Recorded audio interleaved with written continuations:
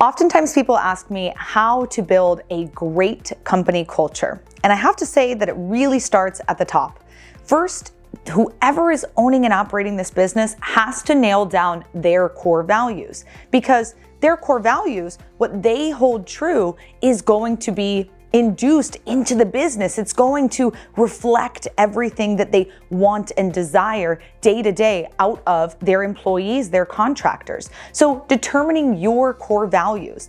And then your mission statement. What is this company about? What is it for? What purpose does it serve? What community does it serve or not serve, right? Is this just to make money, or is it for an impact? Is it for a specific reason? So I think narrowing down on core values, mission, and then getting into the nitty-gritty. What's your 10-year, your BHAG, right? Your big, hairy, audacious goal, BHAG goal.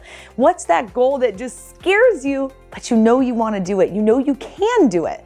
You know, I always watch these Tony Robbins clips, and recently there was one where he said, you'll always underestimate what you can do in 10 years, but you will always overestimate what you can do in 1 year. So I think that's really important, is that shoot for the moon on that 10-year goal. Like, what really could you accomplish? What really could happen if all hands were on deck, right? If money wasn't an issue, if everything worked out perfectly to plan, what is that dream goal, your 10-year goal?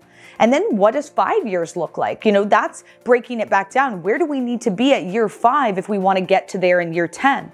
And then go all the way down to year 2, right? What are the next 2 years going to look like to get us on that path to success, to get us accomplishing that big, huge goal? Then, of course, you go to year 1, and I like to break it down through quarters. Our business mentor and coach, Gary Harper from Sharper Business Processes, taught us all the EOS method using a book called Traction. If you've never read it, definitely read it, because if you're a business owner and operator, it's a great way to kind of narrow down on how to operate a business on a granular level. Getting those 90-day rocks, and then your to-dos and your long-term to-dos, assigning different things to different people and making sure that things are going to be done on time and to completion. It's a way to keep everything in one place so you can stay organized, you can keep up to date, and you can go back and reference things when you've accomplished them or when they are completed.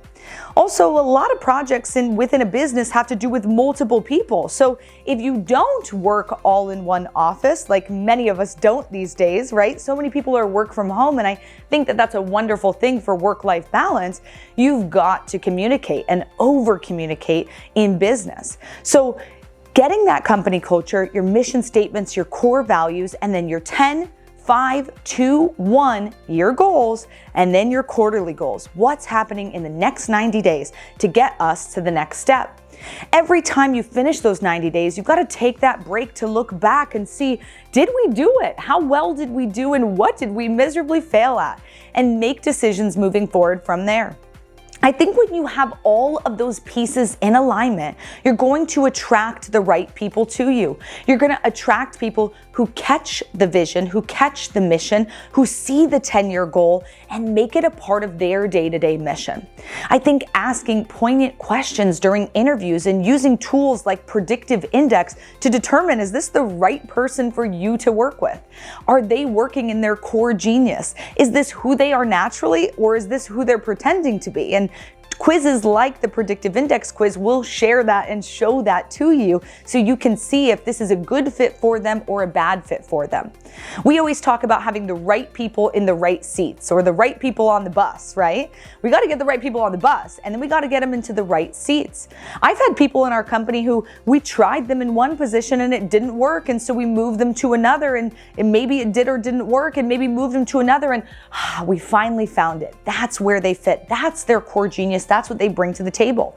Now, some of you might not have the time capacity to be able to keep someone on that long, to be able to, work with them in that way, but I really like to develop my staff from within. Find people who have the right character, who have the right confidence, the right commitment, and kind of craft and create them into who and what I want and need them to be.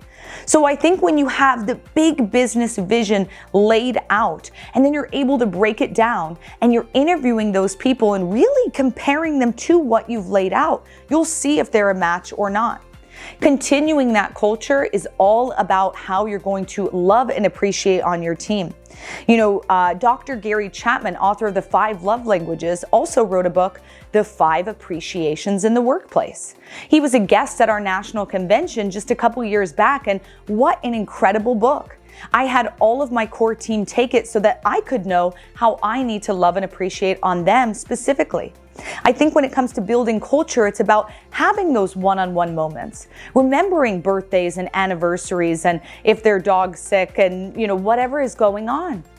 I think things like that go a long way to building that culture and keeping your community, your business close. So those are my top tips for building the best business culture.